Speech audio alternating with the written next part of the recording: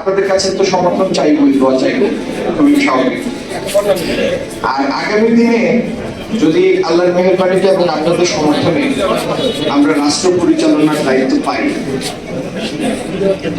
আমরা সিলেটে এবং সাংবিধানিক ক্ষেত্রে, দেশের ক্ষেত্রে কতগুলি fur reaching, long lasting, sustainable কতগুলি পরিবর্তন নিয়ে আমরা কতগুলি সাধারণ জিনিস এই 55 বছরেও সার্কেল করতে পারিনি।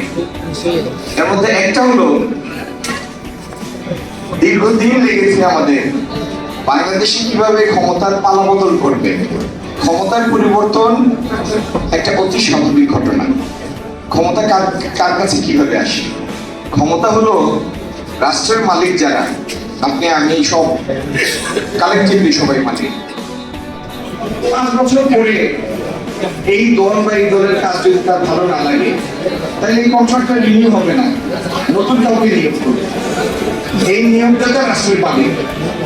এই রাষ্ট্রের নিয়োগদাতারা কিভাবে তাদের নিয়োগ প্রক্রিয়া সম্পন্ন করবে, 55 বছর লেগেছে এই জিনিসটা সেল করতে।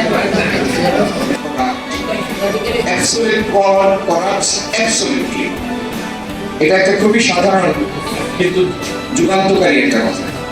তো অসীম, অপরিসীম, টার্মলেস একটা ক্ষমতার মেয়াদ যে কাউকে স্বৈরাচারী একনাথ করে ফেলার উপাদান যোগায়। বাংলাদেশে ইনশাল্লাহ আর কেউ 2 মেয়াদের বেশি আর প্রধানমন্ত্রী হবে না। আমরা রশি দিয়ে গলা চেপে ধরে না, ইট ওয়াজ এ সিঙ্গেল ভোট। আজকে সব রাজনৈতিক দল আর্টিকেল 17 সংশোধনে একমত হয়েছে। শুধু বাজেট আর নো কনফিডেন্স মোশন ছাড়া আর সব ক্ষেত্রে এমপিরা স্বাধীন। তার দলের আনা কোনো বিলের বিপক্ষেও তাদের ভোট দিতে কোনো সমস্যা হবে না।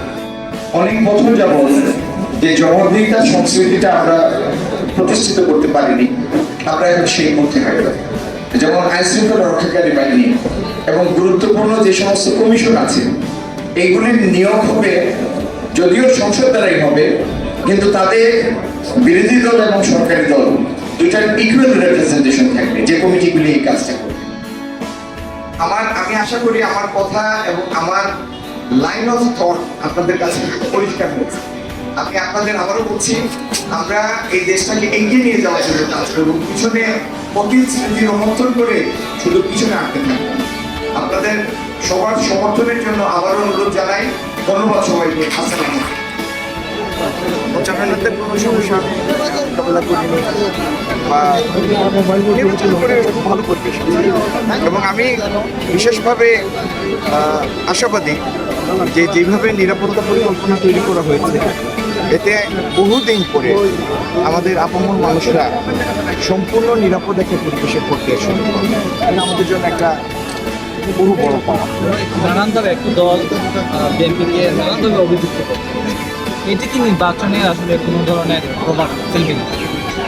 শোনেন, যারা বেশি অভিযোগ করে, যারা বেশি গালমন্দ করে, যারা বেশি সমালোচনা করার চেষ্টা করে, অহেতু মিথ্যা কথা বলে মানুষকে বিভ্রান্ত করার চেষ্টা করে, আপনার বুঝে নিতে হবে তারা জানে যে তাদের পায়ের তলায় মাটি নেই।